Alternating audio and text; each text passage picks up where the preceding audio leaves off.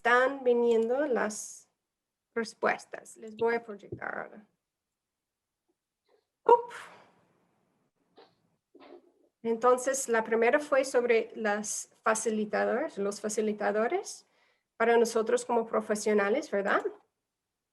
Y vemos que aquí la gran parte es participación de mujeres. Y ese es lo que es más grande, es que ganó los más votos. Ahí tenemos focalización, análisis diferenciado. Me encanta esta organización de mujeres, gender lens. Humanitarios, pero bueno, evidentemente la protección social es algo que existe desde hace... Es gran parte de la respuesta, ¿no? Entonces, bueno, un tema de verdad muy interesante.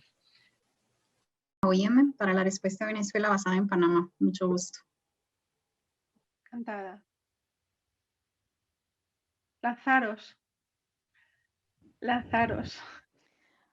Bueno, yo soy Macarena Romero, estoy responsable de Sahel y Lago Chad en la Oficina de Acción Humanitaria y también en temas de medio ambiente, bueno, en la ICID, como sabéis. Gracias y un placer estar aquí. Gracias. Bueno, como si compartiésemos despacho, que normalmente lo hacíamos, Macarena y yo voy detrás. Raquel Tomás, de la Oficina de Acción Humanitaria, soy la punto focal para transferencias monetarias y llevo también Palestina y algunos países de África en la Oficina de Acción Humanitaria de la EFI. Un placer volver a estar aquí hoy.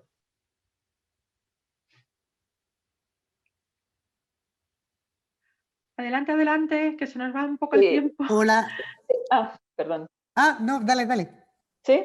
Bueno, si queréis sigo yo y así completamos ya, yo creo, a la Oficina de Acción Humanitaria. Soy Belén Lleda, de la Unidad de Apoyo. Trabajo ahí con Celinda, con Raquel, con Macarena, en la Oficina de Acción Humanitaria en la EFI. Gracias, es un placer estar con vosotras.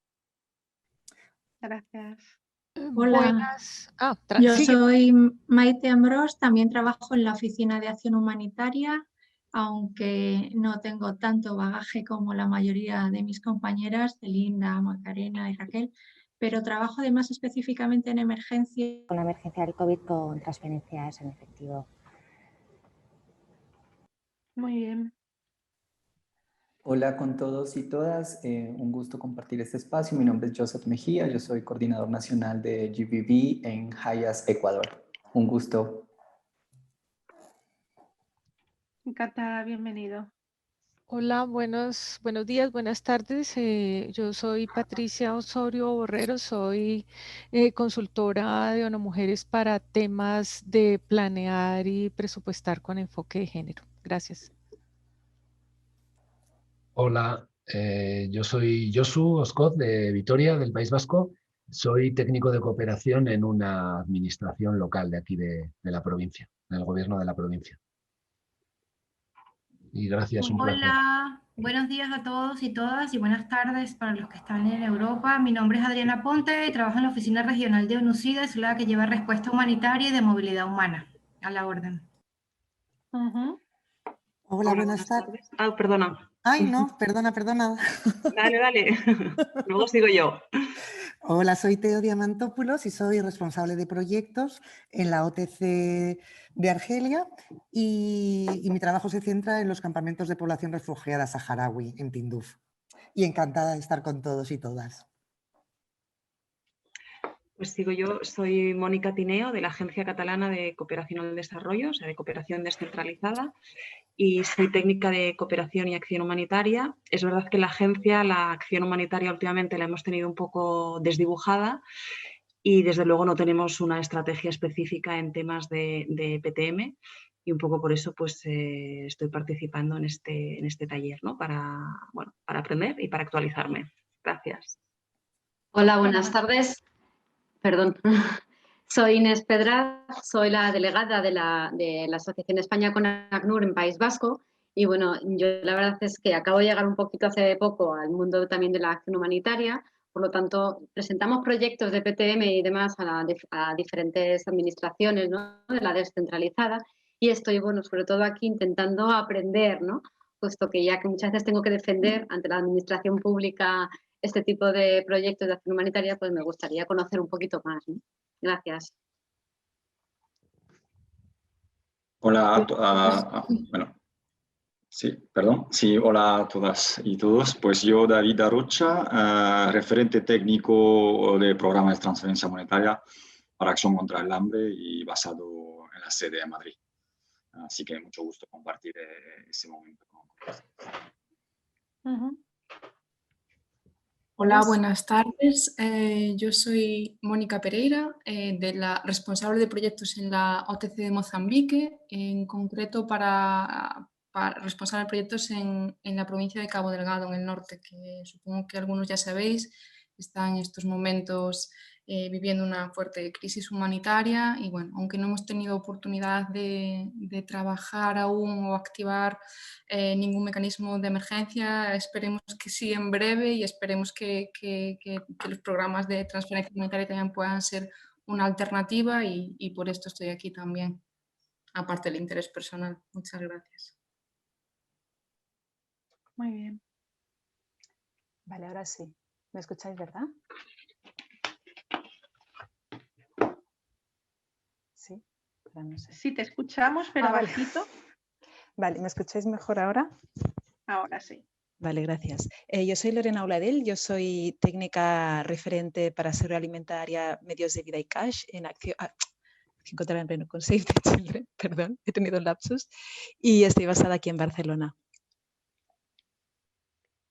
Has hablado de tu pasado, ¿no? Bueno, un poco.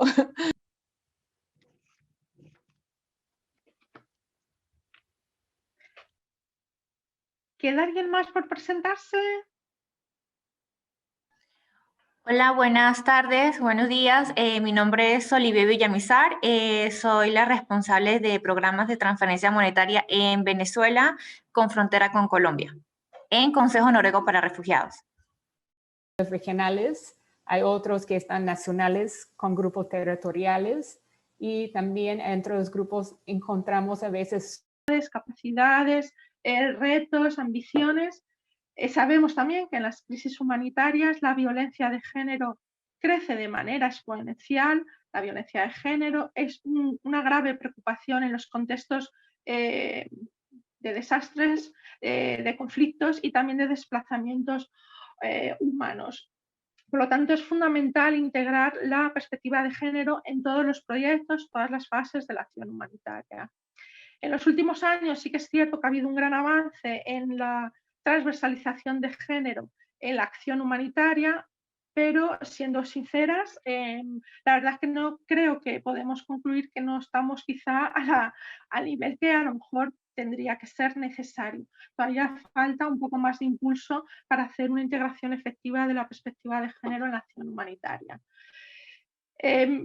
Esto en términos generales, ¿qué sucede con las transferencias monetarias? Las transferencias monetarias son una herramienta relativamente reciente, podemos decir, aunque llevan mucho tiempo, y que han experimentado en los últimos años un aumento muy significativo en su uso, y, especialmente a partir de Grand Bargain. Eso es evidente que ha sido, pues, ha experimentado un impulso muy importante. De tal manera que ahora es una forma muy extensiva de abordar las necesidades de las personas afectadas por las crisis humanitarias. Y claro, obviamente las transferencias monetarias no pueden obviar la perspectiva de género. Es decir, es muy importante que a la hora de diseñar los programas de transferencias monetarias tengamos en cuenta para quién la estamos diseñando, cuál va a ser el impacto y sobre todo con el objetivo de alcanzar a todas las personas que tienen necesidades, con el objetivo de no dejar a nadie atrás. Las transferencias monetarias también sabemos que pueden ser bueno, pues una herramienta eficaz para prevenir, mitigar o incluso dar respuesta a los casos de violencia de género. Aquí sí que quisiera hacer un pequeño inciso, y es que muchas veces, que a lo mejor es uno de los temas que podemos abordar un poquito más adelante o compartir entre todos, es que muchas veces al hablar de transferencias monetarias quizá nuestra mente va directamente a vincularlo con los temas de violencia de género, respuesta, mitigación, prevención, y quizá dejamos un poquito más atrás ese vínculo con la pura igualdad de género, ¿de acuerdo? Entonces, una de las cuestiones que podemos plantear o que plantearéis seguramente en el debate es esto. Bien, a lo mejor en los temas de violencia de género tenemos más rodaje o tenemos más práctica, pero ¿qué pasa con las transferencias monetarias? Las transferencias monetarias si queremos tener un impacto o queremos tener resultados de igualdad de género o incluso con un enfoque transformador. ¿De acuerdo? Bueno, para debatir todos estos aspectos y muchos más, por supuesto, que esto ya lo abordarán las ponentes y luego todos los participantes en la segunda parte, pues estamos aquí reunidos esta tarde. El objetivo es reflexionar conjuntamente y compartir experiencias, tanto las buenas como las menos buenas. Quiero decir, es importante que a lo mejor también sepamos, mira, a mí esto no me funcionó, yo te lo comento porque a lo mejor a ti tampoco te va a funcionar, o ya te prevengo o te aviso de que a lo mejor puede que tengas cuidado. Las buenas prácticas son muy importantes, pero también es importante esos otros aspectos. Y contamos aquí también, bueno, pues con Holly y con Francesca, que son dos grandes expertas en estos temas, en los temas de transferencias monetarias, y que es un lujo, la verdad. Tenemos una gran suerte de poder contar con ellas. Nos van a transmitir toda su experiencia, que es mucha, en toda su trayectoria. Y bueno, pues esperamos que nos podáis comentar muchísimas cosas interesantes y que al mismo tiempo podamos después poder tener un espacio para compartir y para preguntar, para cuestionar, para construir todo lo que veamos en relación con las transferencias monetarias y la perspectiva de género. Si os parece, voy a dar paso primero a Holly, que nos va a hablar sobre transferencias monetarias y la perspectiva de género, y posteriormente toma la palabra Francesca, que nos hablará sobre transferencias monetarias y violencia de género a través de una experiencia de caso. Así que, sin más, si en algún momento surge alguna pregunta o alguna duda, yo creo que no hay problema en que se pueda intervenir, Holly y Francesca, independientemente de que luego haya ese espacio de compartir, ¿vale? Las ponencias serán de unos 20 minutos y luego ya pasamos a ese espacio común entre todas y todos. ¿De acuerdo? Pues nada, sin más doy la palabra o paso la palabra a Holly. Adelante y muchas gracias. Gracias, Elinda. Déjame compartir mi pantalla. Ok. Bueno, gracias de nuevo y gracias por decir que soy una experta en este tema. Intento ser, pero estamos aprendiendo junto con ustedes. Yo voy a enfocar más en la parte de igualdad de género o transferencias monetarias sensible o transformadora. Y les ruego paciencia con mis traducciones, como no es mi idioma natal. Pero yo quiero como poner dos preguntas para empezar, cómo empezamos y cómo llegamos más allá de donde estamos. ¿Verdad? Y voy a empezar un poco con dónde estamos como Karen. Hace 2 años o casi 3 años, cuando yo justamente entré en mi posición en Karen, decidimos tomar una estrategia con nuestras transferencias monetarias. Entonces, nuestra ambición, estrategia es para que aspiramos a ser la organización de referencia en cuestiones de género y PTM. Y ese es en los contextos humanitarios y desarrollo.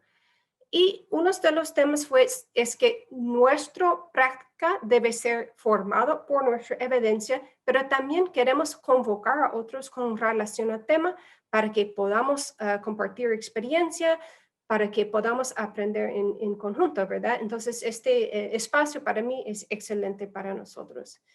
Les voy a decir que ha sido un viaje largo para nosotros. No voy a decir que hemos llegado, que toda nuestra programación tiene PTM sensible al género ni transformador, pero lo que hemos logrado es formar unas evidencias, crear espacios y también tener guías y herramientas. Y de ahí hemos formado unas ideas que voy a compartir con ustedes para como retarnos un poco con esas dos preguntas. Y a mí me pregunto siempre ese tema, ¿cómo rompemos el ciclo de práctica subóptima que Celinda mencionaba al inicio, ¿verdad? Que sabemos que género está al margen siempre en nuestro trabajo, igual que tenemos expertos en ese tema, pero igual tenemos colegas que son nuevos, ¿verdad? En las temáticas. Entonces hay una desigualdad entre capacidades siempre. Bueno, por mi punto de vista hay varias cosas que podemos hacer. Uno es primero es con voluntad y vimos que este fue el error, pero yo sé que otras organizaciones no tienen esa fortaleza. Hay colegas aquí que tienen mucha experiencia en protección, en violencia basada en género, trabajando con niños y niñas, ¿verdad? Entonces tenemos que trabajar en alianza para tener un balance de capacidades. Y luego es empezar donde pueda, ¿verdad? Que siempre queremos empezar con el inicio de un proyecto y hacerlo todo lindo, todo bien, pero sabemos que esto realmente no es práctico y nunca nos va a pasar. Entonces, buscamos dónde integrar esas prácticas mínimas donde podamos. Ok. Y hay unos mitos clásicos vinculados con PTM y género, que creo que hemos mencionado ellos ya, que cuando ya hemos focalizado en mujeres, Bakataka, hemos enfocado en género. Sabemos, no es cierto. También es el tema de que género es igual a mujeres, pero no, hay diferentes géneros y las experiencias de ellos y ellas son diferentes. Que mencionó a Celinda que el asunto más importante es protección. Claro que protección es importante, pero sabemos que PTM no son modalidades más arriesgosas, pero tiene diferentes riesgos. Entonces, ese es algo que queremos dejar al lado. Y otro es que el tema de género es asunto de asesora de género, que bueno, no todo el mundo tiene el lujo de tenerlo. Entonces, queremos dejar estos mitos al lado durante esta conversación. Quiero como decir un poco sobre el estado de evidencia y he enfocado un poco en América Latina. Yo sé que estamos trabajando en diferentes regiones, pero ese es un poco un enfoque. Cuando hablamos de América Latina, hay muy poca evidencia sobre los contextos humanitarios con la vinculación de género y PTM. Y tenemos que estar como claro que también que por las diferentes crisis que las situaciones de género ha cambiado, ¿verdad? Bastante. Y cuando la evidencia que tenemos no es necesariamente basada en datos concretos. Yo escucho mucho de gente que dicen que yo siento, yo creo, yo veo, pero no son suposiciones más que todo. Y la evidencia realmente no es sobre resultados, entonces es que PTM vinculado con seguridad alimentaria y no sobre procesos. Y los procesos en cómo hacemos PTM es muy importante lograr un PTM que es sensible al género o transformador. Y tampoco nos vemos que la evidencia tiene la fortaleza de ser cualitativa y cuantitativa, cuando sabemos que ambos análisis son muy importantes. Y en América Latina en particular, la novedad del uso de PTM a escala genera una base de conocimiento muy baja. Yo veo en los diferentes foros donde he participado.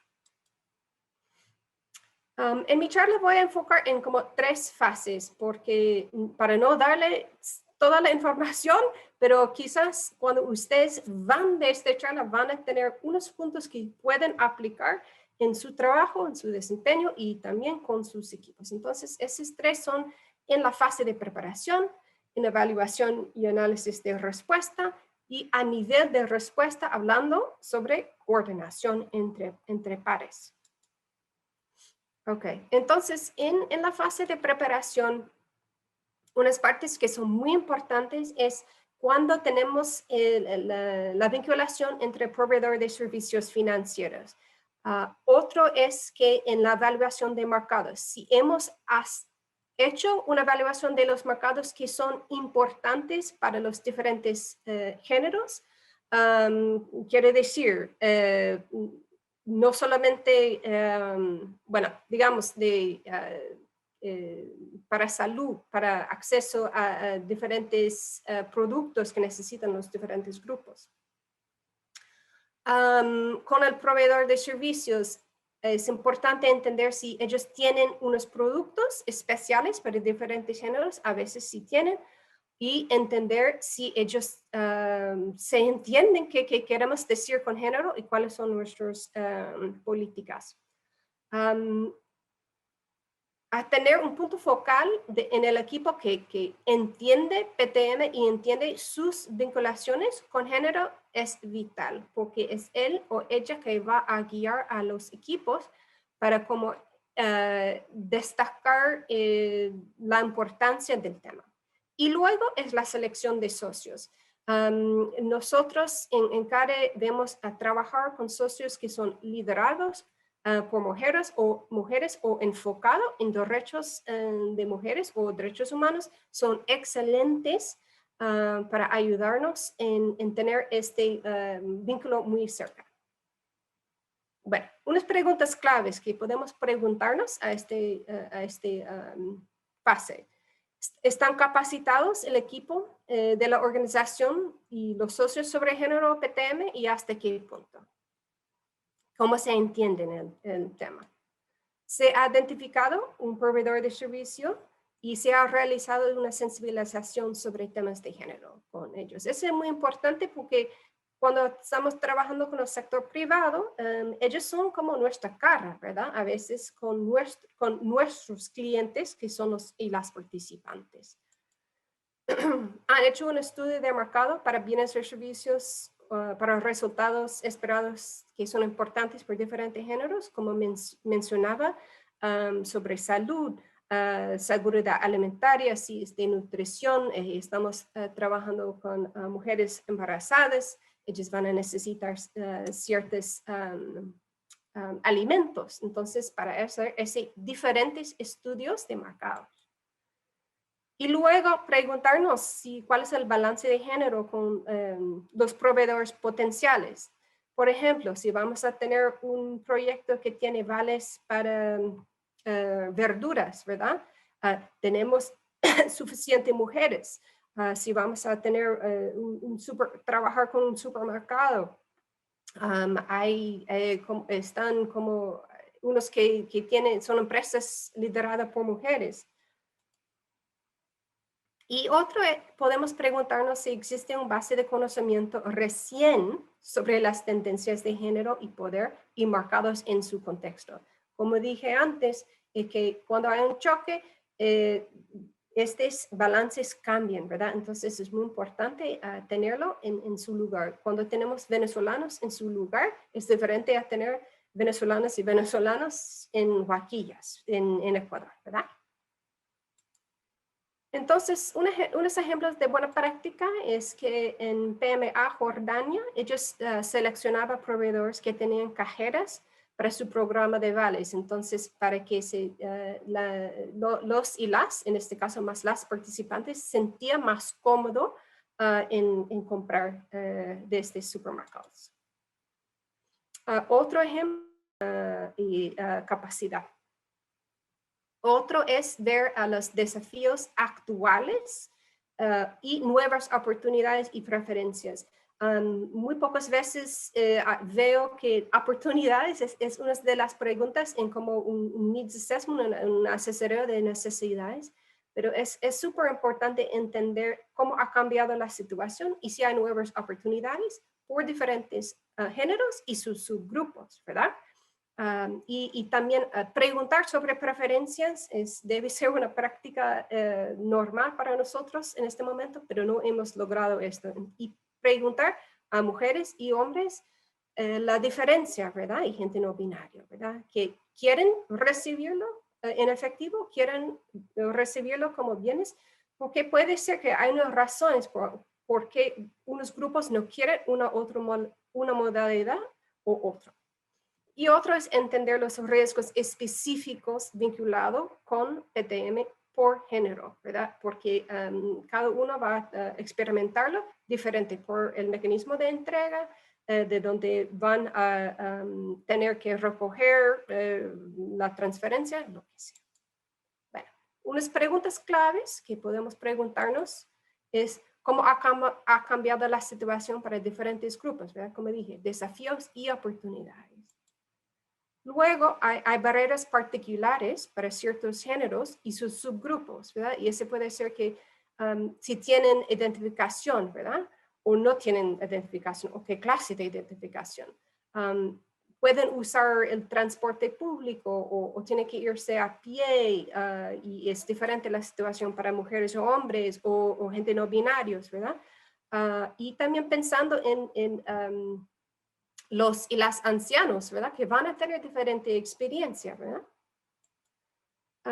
Y a pensar si agrararía algo, condiciones o restricciones con PTM para diferentes géneros. Y hay mucha crítica sobre ese tema específicamente para mujeres porque tenemos una tendencia para sobrecargarlos con condiciones y también sobrecargamos nuestros equipos, ¿verdad? Y podemos pensar en si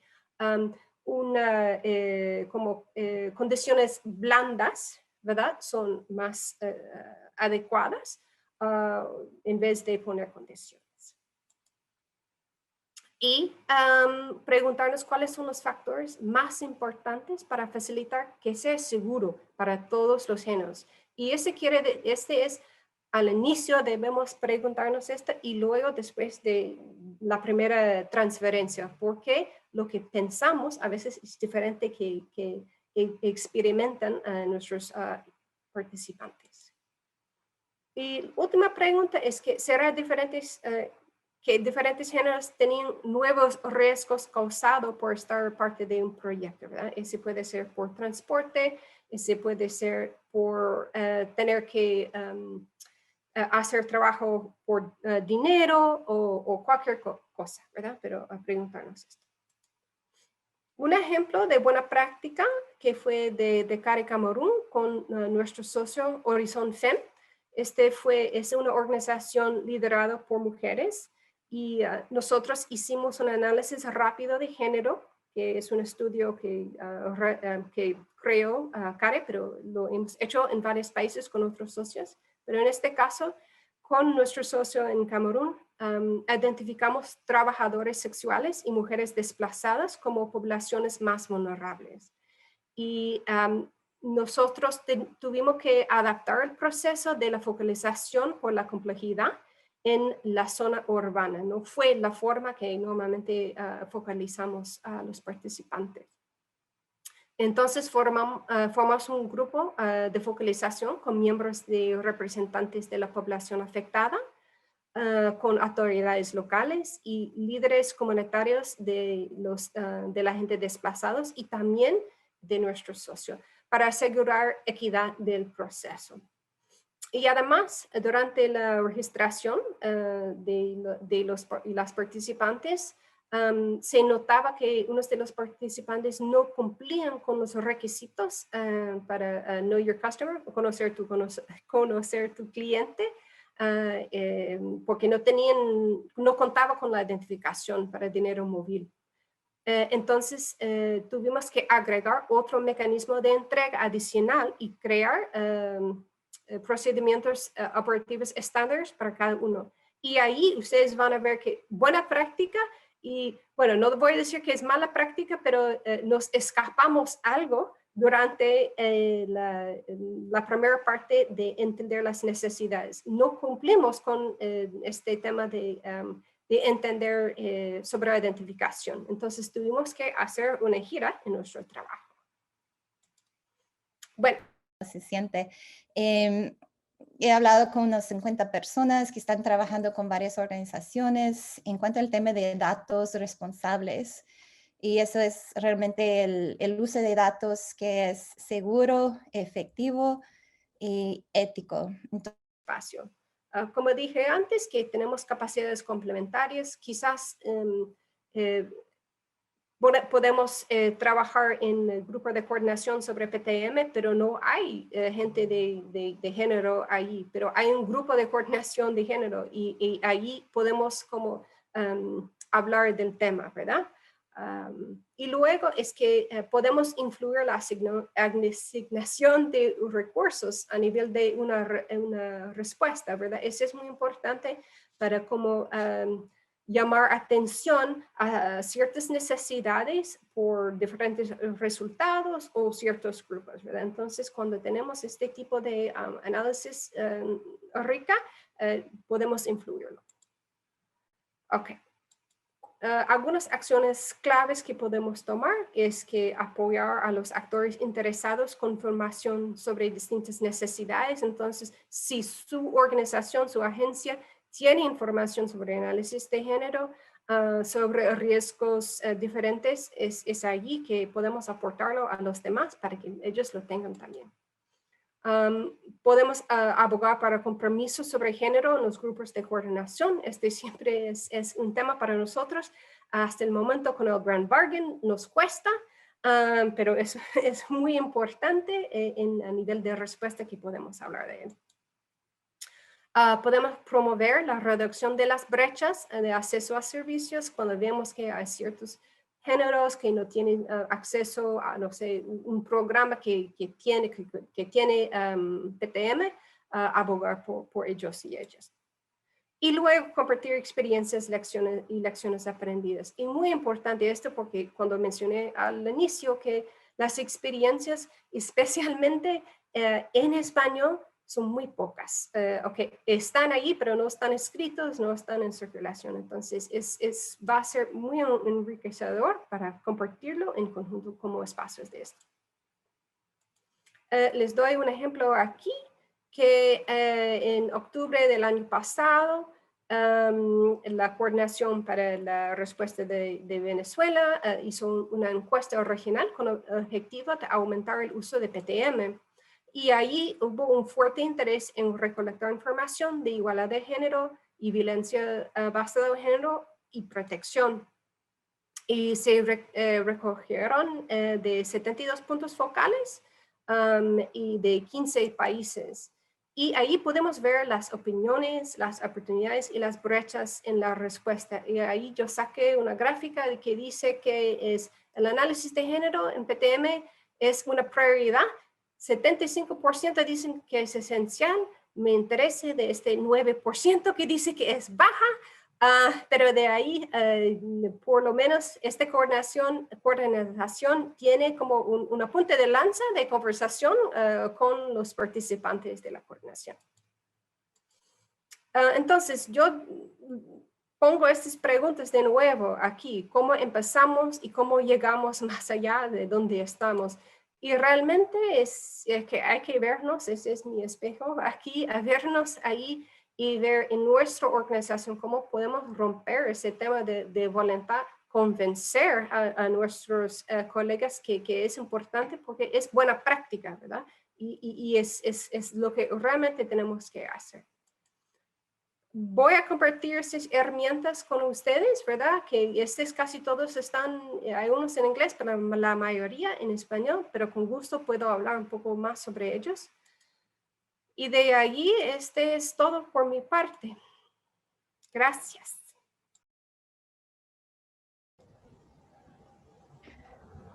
Muchas gracias, Poli. Francesca, ¿tomas tú la palabra, por favor? Linda, nada más me avisan si se ve la presentación. Sí se ve. ¿Se ve y me escuchan? Sí, sí. Perfecto. Perdón, no tenía el feedback. Bueno, lo que de mi lado, y quiero hacer un disclaimer, yo no soy especialista en hash, sino en GBV, en violencia de género. Quería presentarles, es justamente un proyecto que implementamos en el marco del R4V de la respuesta para Venezuela a través de CARE Ecuador, justamente en la provincia del Oro, en Joaquillas y Machala, sobre transferencias monetarias direccionadas específicamente a sobrevivientes de violencia basada en género. Esa sigla SVG no se usa mucho, pero la voy a usar a lo largo de la presentación, si no va a ser demasiado largo, y también personas en riesgo. En el contexto claramente de la COVID-19, que ha cambiado muchísimo tanto las necesidades de esas beneficiarias como efectivamente la modalidad de implementación de ese proyecto. Voy a hacer y me perdonan las personas que ya conocen muy bien el contexto, una pequeña reflexión sobre justamente la situación. Me perdona también, creo que está Joseph de Ecuador. Voy a cortar muchísimo un tema que sería muy amplio, pero para enfocarme en lo que creamos sean los puntos sobresalientes efectivamente de su proyecto, sus fortalezas. Ese proyecto que se implementó a través de CARE Ecuador y otras organizaciones locales se da en el marco del R4V, entonces la respuesta va a Venezuela. Tenemos una estimación de 5.4 millones de migrantes y refugiados de Venezuela. Afuera de Venezuela, de estos 4.6 se encuentran en Latinoamérica, y el R4V, la respuesta que se ha organizado es una respuesta interagencial donde participan agencias de Naciones Unidas, ONG, la Cruz Roja, donantes, etc.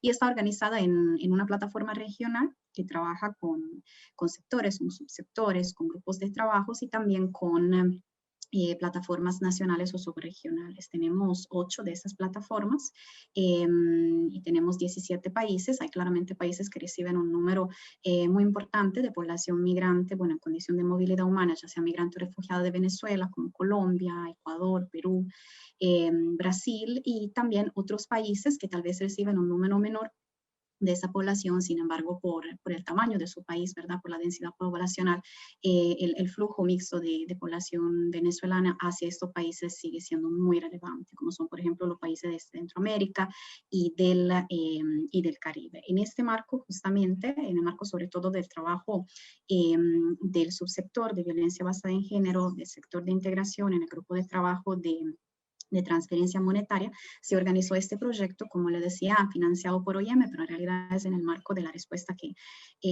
todas las agencias están dando, implementado por CARE con el apoyo de algunas fundaciones locales.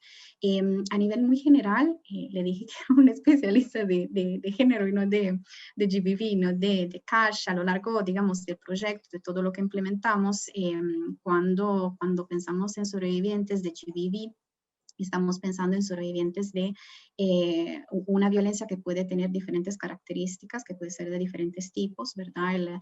El Interagency Standing Committee la define como cualquier acto dañino que se da en contra de la voluntad de una persona. Entonces, podemos tener una violencia física, sexual, psicológica, económica. Aquí creo que el hecho relevante es que cuando pensamos en mujeres refugiadas, migrantes que salen desde Venezuela, estamos pensando en un grupo poblacional que está expuesto a todos estos tipos de violencia, tiene una sobreexposición, y claramente el hecho de ser en condición de movilidad humana y a veces en condición migratoria irregular representa una doble, a veces una triple, ¿verdad?, nivel de vulnerabilidad.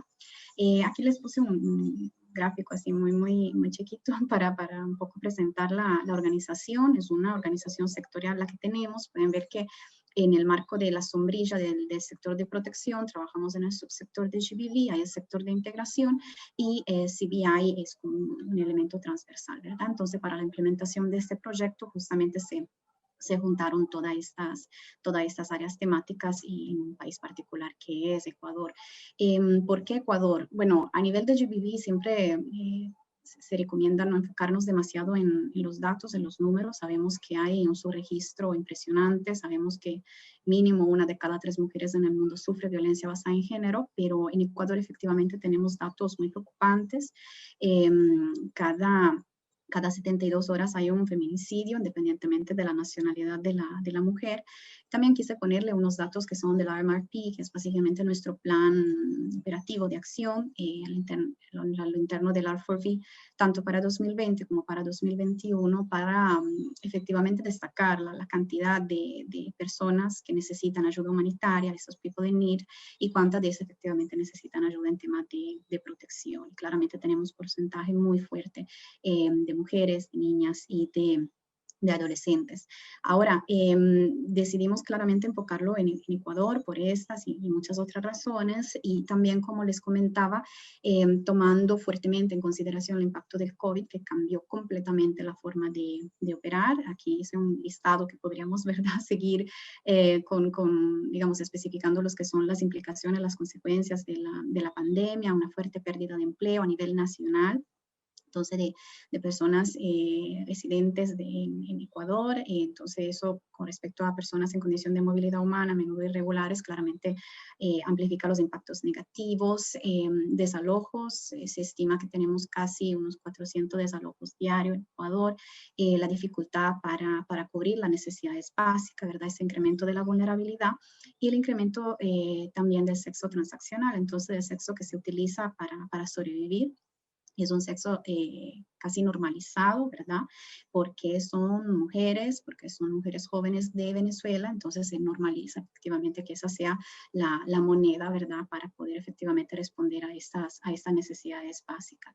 Un incremento de los casos de violencia doméstica, la verdad, la pérdida de empleo, sobre todo de hombres, ese encierre, una precariedad muy fuerte, incrementa los casos de violencia en el hogar y claramente claras necesidades a nivel de salud por COVID, pero también por otros temas y un fuerte impacto a nivel. Y bueno, hay diferentes mecanismos o estrategias y lo podemos pensar del siguiente modo. Podemos pensar en un continuo de alternativas. Y eso se está reportando en algunos países también que eso está pasando. Entonces, ¿qué podemos hacer? Tenemos que ver la parte política, como decía. De hecho, acabamos de concluir este proyecto y la idea es que sea efectivamente una herramienta complementaria para poder mitigar el riesgo de violencia basada en género. Entonces, para ir un poco abordando lo que es la exposición a estos casos. La idea es que claramente sabemos que tenemos programas de GBV específicos, con objetivos de GBV específico, normalmente liderados por el subsector de GBV, especialistas de GBV, pero esa fusión efectivamente de diferentes áreas temáticas representa un valor adjunto muy fuerte, porque es un programa claramente integrado, multisectorial, entonces nos permite enfocarnos en algo que es efectivamente complementario, lo que ya se estaba haciendo. Y bueno, Oli ya hizo una fuerte presentación sobre el papel de CARE, entonces creo que no es sorpresa que efectivamente la agencia que lo implementó a nivel territorial fue CARE Ecuador. Ese proyecto tuvo, digamos, dos objetivos principales. Primero es integrar ese modelo de transferencias monetarias multipropósito en el modelo de case management, entonces gestión, abordaje de todos los casos de violencia basada en género que ya existía.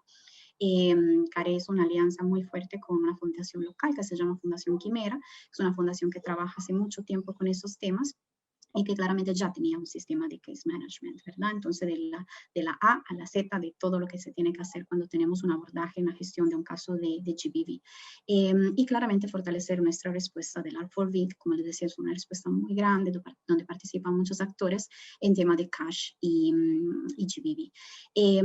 Claramente eso representa para nosotros una oportunidad única para llegar a beneficiarias, pero también para fundaciones locales, esa es una forma para ellas mismas para fortalecerse, ¿verdad? Porque en el case management, donde a menudo tenemos que trabajar con fondos muy reducidos, con fuertes dificultades, esa posibilidad de integrar otra vez estos programas que son complementarios representa un fuerte valor adjunto. Ahora bien, ¿por qué enfocarnos en sobrevivientes de violencia basada en género? En el contexto, eso a nivel regional, pero si lo pensamos en En Ecuador normalmente tenemos una fuerte división sexual del trabajo, entonces mujeres migrantes o refugiadas que se dedican a cuidar de los niños, las niñas, las personas dependientes, y hombres que normalmente se dedican a las actividades remuneradas, ¿verdad? Para poder traer dinero a la familia, sin embargo se dedican mucho en construcción, en trabajo informal. Entonces lo que efectivamente logran ganar no es suficiente para poder enfrentar esas necesidades básicas. Y el tiempo que las mujeres dedican al cuidado de la familia, del hogar, etcétera, etcétera, no le permite en realidad tener tiempo para dedicarse a estudios, a emprendimientos, a actividades económicas lucrativas. Claramente pensando que tenemos una carga laboral de un trabajo no remunerado, es decir, en el hogar, de más de 24 horas al día para las mujeres, y además a menudo trabajan también, ya sea como camarera o en la venta de algunos productos como arepas, hot dog, etc. Entonces allí les puse una frase de una de las beneficiarias que reportó en los grupos focales que se realizaron, que dice que efectivamente ella tenía en Venezuela su propio negocio, pero ahora efectivamente el tiempo no le permite. Entonces la transferencia monetaria llega justamente a posicionarse en este contexto para poder representar una herramienta para las mujeres para interrumpir el ciclo de violencia o por lo menos para empoderarse efectivamente y poder invertir en algo fundamental. Son $120. Ahora, Ecuador tiene efectivamente lo que podríamos considerar un costo de la vida tal vez no tan elevado, pero claramente sabemos que $120 no representa un monto digamos, suficiente para que una mujer pueda automáticamente de un día a otro salir, ¿verdad?, de un ciclo de la violencia, también porque no es solamente un tema económico. Sin embargo, sí representa algo sumamente relevante, puede ser casi digamos un salario mensual de un migrante o refugiado venezolano en Ecuador. Y cómo se utilizaron estos $120. Bueno, de forma diferente, normalmente para comprar comida, lo básico, pollo, agua, también a nivel de salud, entonces comprar medicamentos, una pequeña parte fue destinada efectivamente para enviar remesas, ¿verdad?, que tiene un impacto tanto económico como efectivamente social, comunitario. Y en el caso, por ejemplo, de pequeños emprendimientos, digamos que no fue la semilla necesaria, sin embargo, sí se pudo utilizar, por ejemplo, para comprar alimentos o pagar la renta de cierto tipo de lugares. Luego hay casos específicos que para nosotros representaron efectivamente casos de éxito, por ejemplo, mujeres que habían sido expuestas a ataques xenófobos y de discriminación en sus hogares, entonces, por ejemplo, invirtieron en comprar un candado para cerrar el portón de su casa. Claramente es un multipropósito, entonces las mujeres tuvieron la posibilidad de la beneficiaria de poder escoger en cómo invertirlo. Creo que aquí es sumamente importante lo que ellas efectivamente reportaron, que es básicamente decir que les ayudó esa transferencia a superar un momento bastante crítico. Y recordamos que todas ellas son sobrevivientes de violencia basada en género o en riesgo. Creo que el punto sobresaliente de ese proyecto es que claramente no se enfocó, digamos, claramente eso es un proyecto de transferencias monetarias, pero no se dio simplemente la entrega de los $120, sino que claramente eso se organiza en el marco de toda una estructura de case management, de apoyo paralelo, que tanto CARE Ecuador como sobre todo la Fundación Quimera ya tenían. Entonces hay espacio de apoyo de mujeres, toda una asesoría legal, un apoyo psicosocial, eventualmente la posibilidad de ser albergada en un hotel, porque claramente hay necesidades que van mucho más allá de recibir efectivamente ese monto en efectivo. Aquí unos datos de los estudios que se realizaron efectivamente en el marco de este proyecto.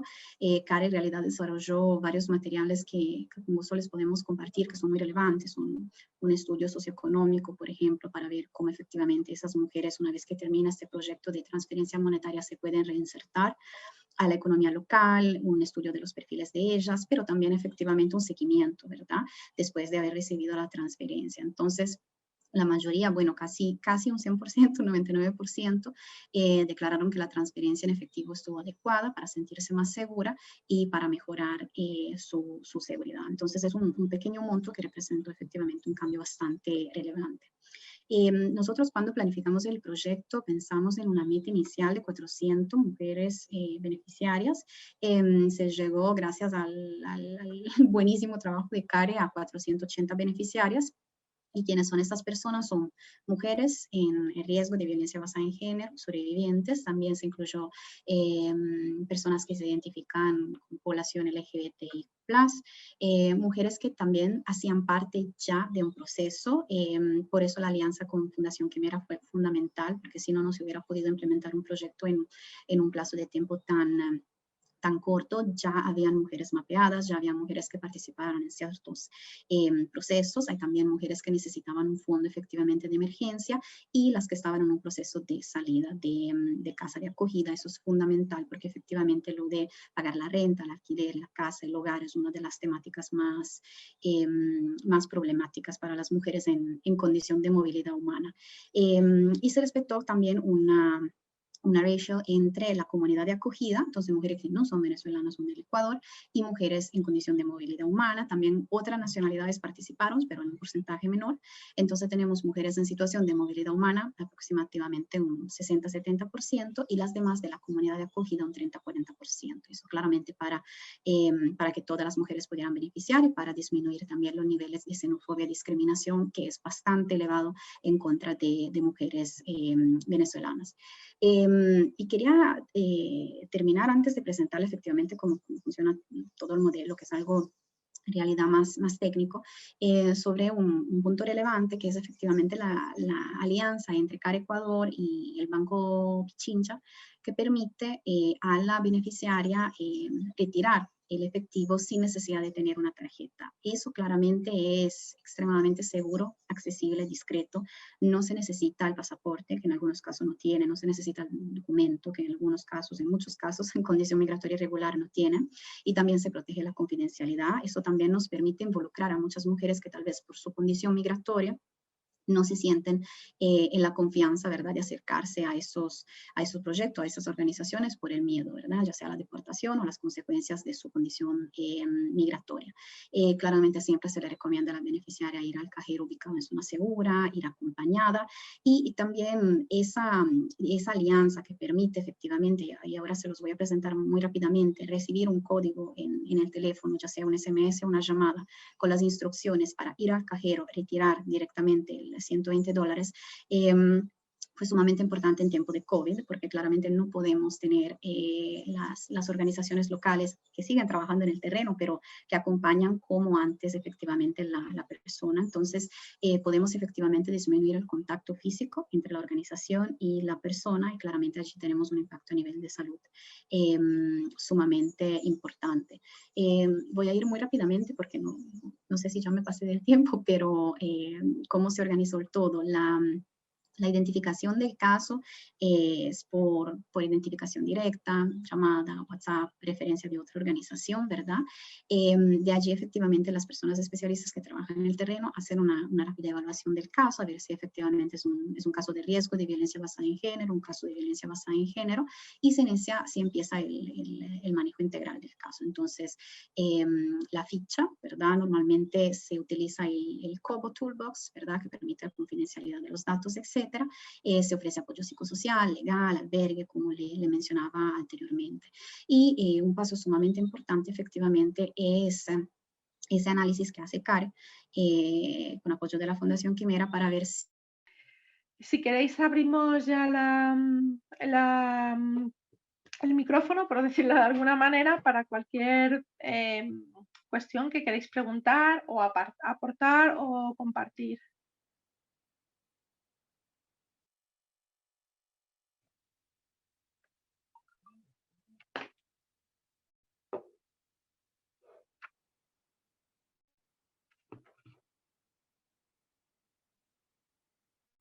¿Nadie se anima? Hemos dejado a la gente, pero sin palabras, Francesca. Buen hecho. Yo voy a decir solamente que puse un enlace a un video que es básicamente el proceso de gestión de casos. Es un video de incidencia o realmente de la utilización de transferencias monetarias en respuesta a violencia basada en género. Entonces es similar al proyecto que realizamos con IOM. Pero estamos abiertos a las preguntas, quejas y observaciones. Yo tengo una pregunta. Ah, no, sigue. Sigue, no toca levantar la manito. No, la pregunta es, en la presentación de Francesca se menciona las transferencias monetarias incondicionadas. ¿Cómo es el tránsito?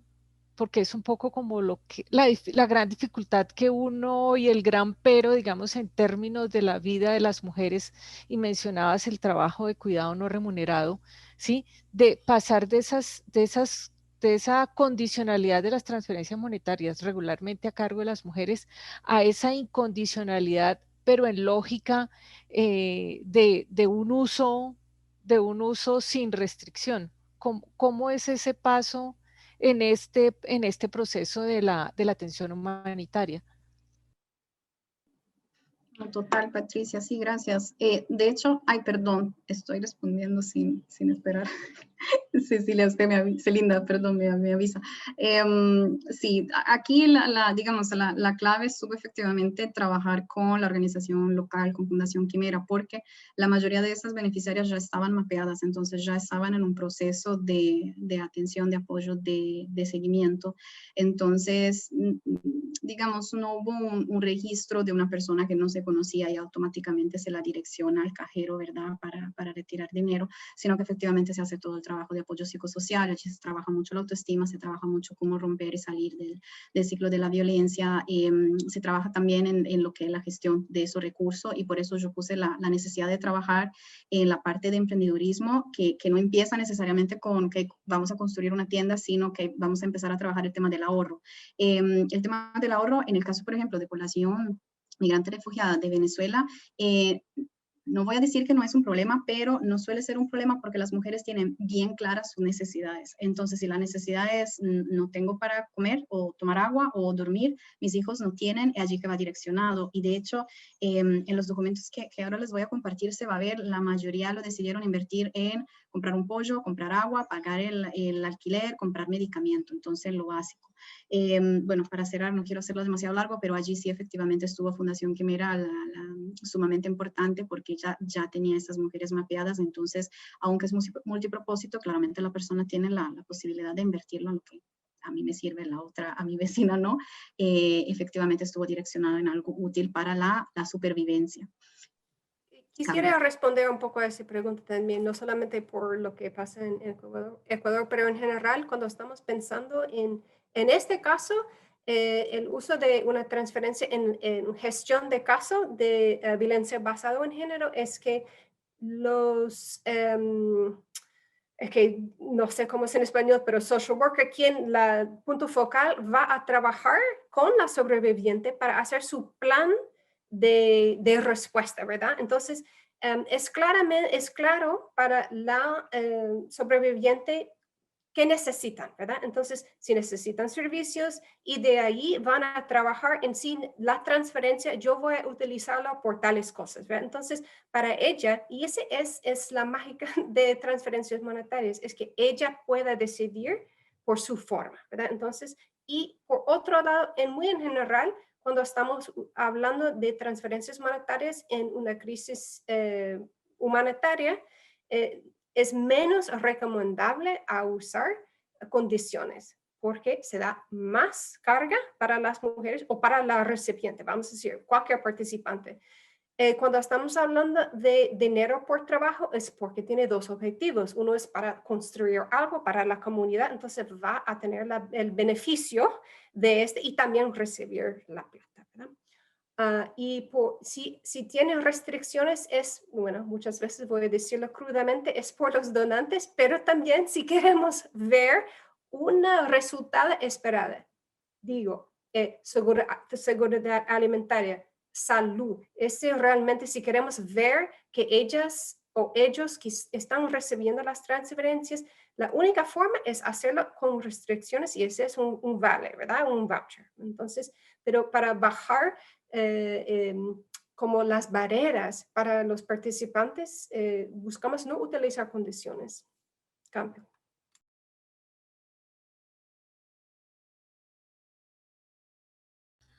Gracias.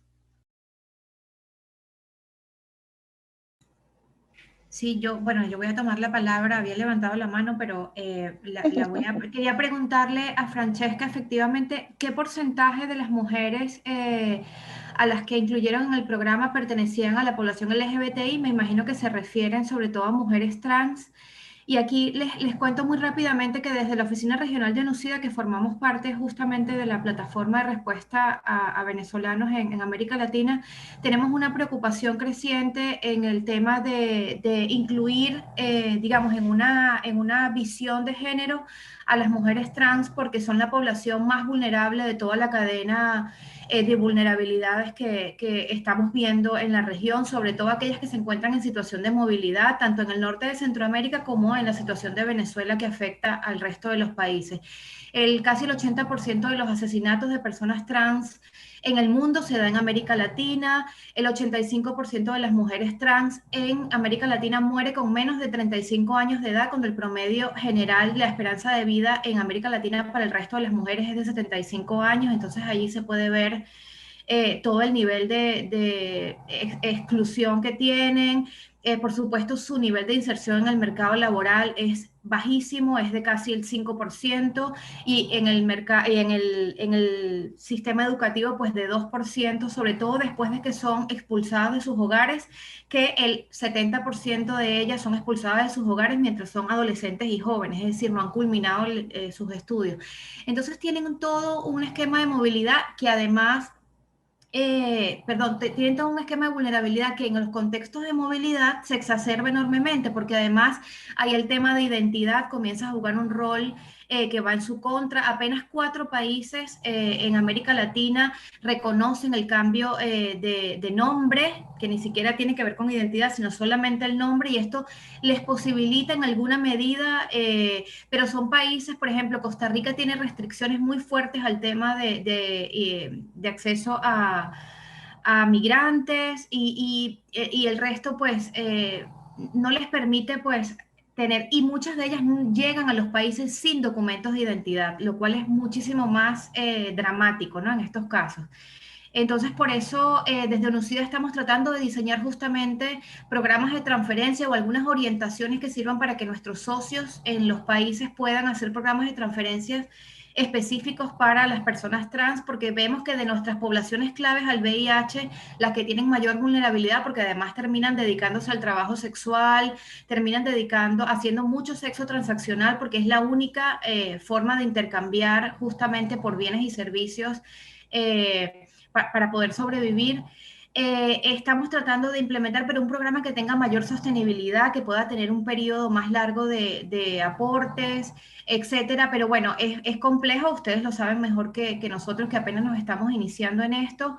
Pero nos interesa mucho saber sobre todo las experiencias ya existentes, y Francesca, me diste una gran luz cuando nombraste que habían incluido a personas pues de las comunidades LGBTI, y me gustaría conocer un poquito cuál fue el porcentaje y los criterios también para su inclusión. Y disculpen que me haya extendido tanto, pero como verán, esto me apasiona y me preocupa muchísimo también. Cambio, gracias. Sí, gracias. Qué pena, no tengo el porcentaje de cuántas personas, de cuántas mujeres se identifican como mujeres lesbianas o trans. La riqueza allí estuvo, bueno, mencioné como 1000 veces Fundación Quimera, pero no fue la única organización con la que se trabajó localmente. Entonces, como muchísimas de esas beneficiarias están involucradas en Sexo por Supervivencia, efectivamente hay también organizaciones específicas que trabajan más con, sobre todo con chicas trans, efectivamente. Entonces, a través de esa alianza ya se mapean. Sí, es un tema sumamente importante, porque también hablamos de mujeres y siempre hacemos como esa distinción, y también lesbianas y también trans, como si no fueran mujeres, ¿verdad? Cuando efectivamente si lo damos por sentado, sabemos que a menudo cuando hablamos de mujeres lo estamos excluyendo. Entonces, por eso quise hacer la aclaración. En los documentos no reportamos efectivamente ese porcentaje, si están incluidas, justamente es por eso. La mayoría, no me atrevo a decir el 100% porque no tengo el porcentaje, pero sí la mayoría son efectivamente chicas que trabajan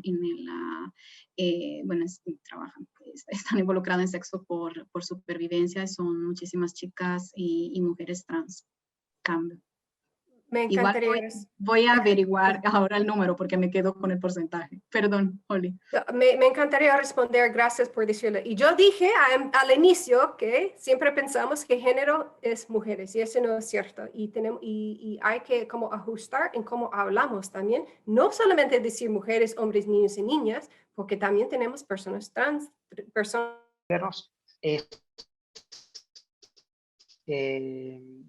compensada por organizaciones de asistencia humanitaria, que son las que en el fondo... En español, pero ¿alguien me ayuda? Sesgo. ¿Cómo es? Sesgo. Sesgado. Sesgado. Sí, los datos están sesgados. Sesgados. Sesgados. Diálogo diverso, que se enfoque directamente en esa población, y también en otro proyecto fue el pilotaje de trabajar con transferencias en gestión de casos de violencia basada en género, fue Platbers, que trabaja con trabajadores sexuales también. Entonces, voy a decir, desde parte de nuestros equipos, a tener socios es vital, totalmente vital para nosotros. Y temas de trabajando con personas trans, pensamos en ese tema de identificación. Realmente es un gran nudo para ellos y ellas para recibir algo. Entonces, cuando estamos pensando en cuál va a ser el mecanismo de entrega, hay que pensarlo bien. Y a veces vamos a tener que tener varios mecanismos de entrega. Y este fue como el caso en Camerún, que mencioné, que tuvimos que elegir diferentes mecanismos de entrega porque no se cumplaba. Y también poblaciones muy como vulnerables. Tuvimos un proyecto también con trabajadores sexuales en Bangladesh y ese fue el caso también. Entonces, gracias y estamos muy interesados en CARE a hablar con este tema. Cambio. Yo tenía una consulta para ambas, tanto para Francesca como para Holly. La primera era respecto al proceso, digamos, al proyecto que hubo en Ecuador. Había una parte de la ruta que Francesca explicaba sobre esta decisión que hacía el equipo frente al caso y frente a la sobreviviente o la persona en riesgo de BPG, de si era adecuado o no entregar la asistencia, ¿no? Y digamos, quisiera conocer un poco más qué tanto se amplió o cuáles fueron un poco los criterios que se tuvieron en cuenta, porque cuando uno hace este tipo de intervenciones basadas en asistencias monetarias y demás, en casos de GBV de manera directa, es una de las situaciones que nos más preocupa. No queremos tampoco condicionar a que haya una denuncia que salga del posible entorno, pero también tememos muchísimo que haya, o posiblemente esto crezca los riesgos de GBV, en tanto el presunto agresor puede decir porque tienes un recurso, de dónde lo obtuviste y presentar una situación de violencia física mucho más fuerte, o sencillamente puede terminar el recurso por el ciclo de la violencia en el que puede estar inmersa la sobreviviente y demás a manos del presunto agresor. Entonces, sí, son algunas de las disyuntivas cuando nosotros también analizamos algunos casos y vamos a entregar algún tipo de CBI, por ejemplo, evaluamos mucho esto, ¿no? Y siempre es uno de los que hay que entrar a hilar muy fino. Entonces, a veces quisiera tener una receta, no lo existe, pero sí es bueno tener ciertas orientaciones. Y el segundo, junto a ello, tal vez uno de los temas que quisiera preguntarle particularmente también a Holly son sobre estos programas mucho más basados en esta visión más transformadora, ¿no? Y no solo en la respuesta inmediata a sobrevivientes de GBV o de mujeres en riesgo de GBV, sino ir pensando mucho más allá de esto, porque lo cierto es que dentro de ese potencial transformador podemos seguir involucrando a estas personas como parte de esa respuesta al mediano y a largo plazo. Y también un poco sí a lo mejor dentro de las experiencias cómo han funcionado con adolescentes y jóvenes no acompañadas y o separadas, porque también a veces es uno de los nudos nuestros cruciales, porque decimos no se puede entregar una asistencia a una persona menor de 18 años, pero sabemos que para ellas social y culturalmente ya son adultas, y lo pongo en comillas, ya no tienen una persona adulta que le puedan entregar. Muchos a veces en estas naturalizaciones de sus parejas y demás, es su presunto agresor la persona adulta y no se la podemos entregar tampoco a él. Entonces, ¿cómo les ha ido en esta experiencia también?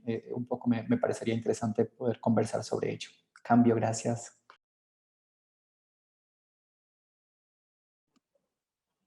Oli, ¿quiere? Yo empiezo, usted termina. Sí. Ok, voy a empezar. Gracias, Josie, por ese plenitud de preguntas. Voy a intentar. y no sé si mis respuestas van a ser como satisfacer tu necesidad, porque el problema siempre es el contexto, y ese siempre es mi respuesta con PTM, ¿verdad? Actualmente en CARE tenemos 3 proyectos donde estoy apoyando respuestas a violencia basada en género con transferencias monetarias, parte de él. Y cada uno es diferente. Uno es en Siria, otro es en Colombia, otro es en Ecuador. Entonces, puedes imaginar que son contextos totalmente diferentes.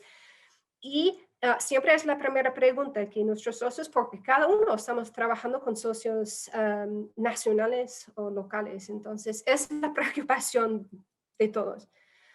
Digo, en nuestra experiencia ha sido muy importante tener una conversación larga y fuerte con los socios a entender cuáles deben ser los criterios, ¿verdad? Y cada contexto va a ser diferente cómo llegan un sobreviviente, ¿verdad? Porque por las rutas que existen en cada país y también por los mecanismos que tenemos en el sistema humanitario, ¿verdad? Entonces, todo depende de la ruta de atención.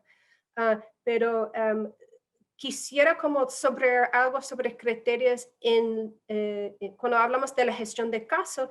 El primer pilotaje que hicimos en Ecuador, hubo como un presupuesto por como 100 participantes, pero decidimos seguir, o sea, hicimos una evaluación con 120, pero por 20 de ellas decidimos que no fue la solución para ellas o fue demasiado arriesgoso. Entonces es muy importante tener ese criterio que, bueno, lo que faltamos como evidencia a nivel global es que agrega o que es una transferencia monetaria, ¿verdad? Porque puede exponerse a más riesgo. Quizás ella necesita más servicios o necesita como algo sobre medios de vida. Entonces, ese es el punto de análisis. Entonces, voy a dejar esta parte de criterios y también en las herramientas que voy a compartir, ustedes van a ver, hay un kit de Women's Refugee Commission que tiene unos protocolos que ayude como formar esos criterios y todo está en español. Sobre adolescentes, voy a decir que ese no es mi especialidad, pero hay una oportunidad muy grande en estudiarlo. Salió un estudio recién, fue como un estudio de evidencia sobre transferencias monetarias y adolescentes recién de Women's Refugee Commission y Plan. No sé si está en español ahora, pero está en inglés. Puedo buscar el enlace ahora en inglés, pero tiene como unas ideas sobre dónde hay brechas. Y sobre ese tema de programas con PTM que puede ser transformador, realmente se necesita una inversión mucho más amplia que normalmente podemos hacer en trabajo humanitario. Pero no voy a decir que no es posible. Lo más importante, digo, es la parte de análisis y quién está involucrado, ¿verdad? Que tenemos que trabajar temas especialmente en América Latina, sobre temas de masculinidades, es vital. Pero pensando en este tipo de... en una forma de protección social, que tenemos transferencias monetarias, que tenemos medios de vida o ampliar sus medios de vida y también a servicios y trabajar temas de género. Hay un documento que salió recién, fue como coordinado por CARE y es el uso de programación con varias modalidades, ¿verdad? Y cómo puede contribuir a mejores resultados de género. Está en mi listado, ahí tiene un nombre súper largo, pero bla, bla, bla, bla, multimodal, entonces está en español. Es una hoja de como 10 páginas y pueden verlo de cada fase del ciclo de programa.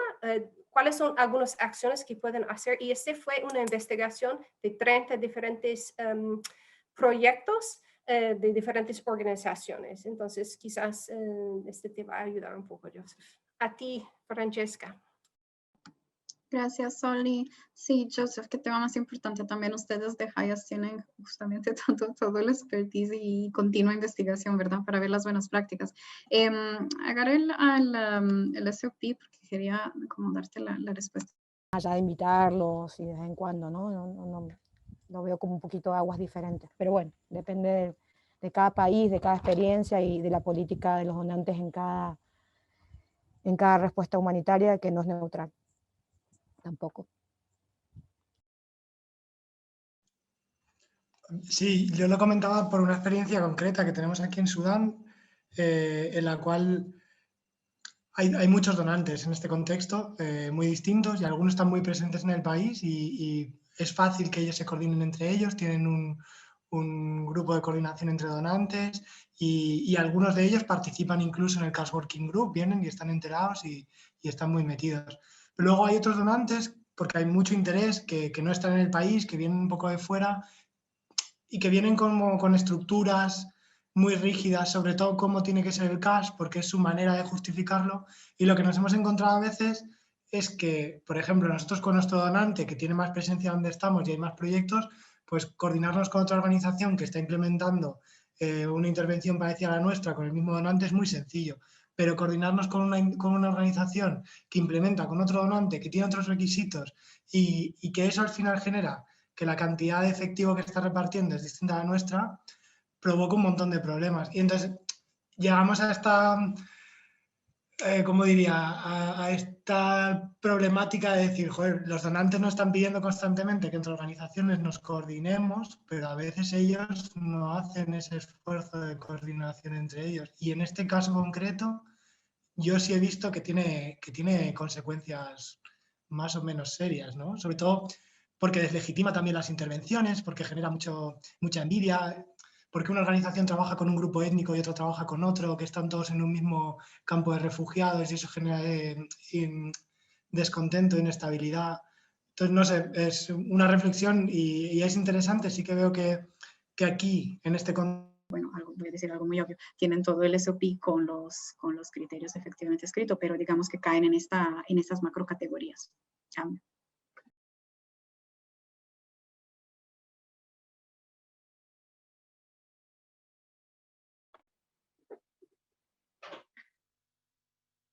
¿Alguien tiene alguna pregunta más? Yo quería plantear una cosa que a lo mejor es demasiado como práctica o demasiado sencilla. ¿Cómo podemos escapar de en los programas de Cash for Work en las que el trabajo está muy generalizado? Es decir, son pues trabajos muy feminizados o muy masculinizados que obviamente hacen que se consoliden los roles de género y por lo tanto la desigualdad. Porque sí que es verdad que en los proyectos, en bastantes proyectos, podemos ver que en este tipo de modalidades de cash for, de dinero por trabajo, el trabajo está muy, como decía, muy generalizado. ¿Cuáles son las estrategias que recomendáis? O otras alternativas, claro. Perdón, no sé si he levantado bien la mano, pero creo que no. Yo en eso, de hecho, tenía la misma pregunta que ha hecho ahora mismo Celinda, pero me parece que pensándola, ¿no? Es como que vamos a lo de siempre, ¿no? Y creo que hay oportunidades reales en eso, ¿no? Y que deberíamos de profundizar más para aprovecharlo.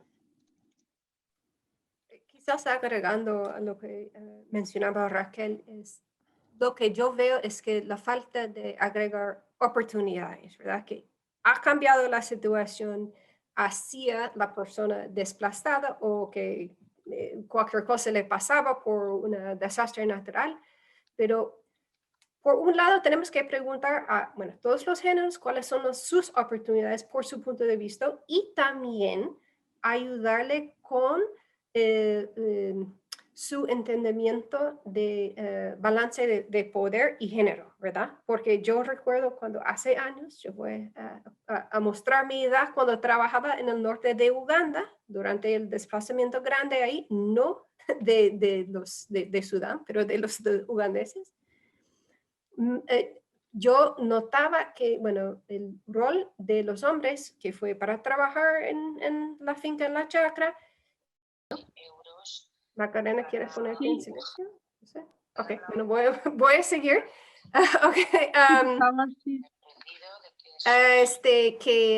Se me perdió la idea, pero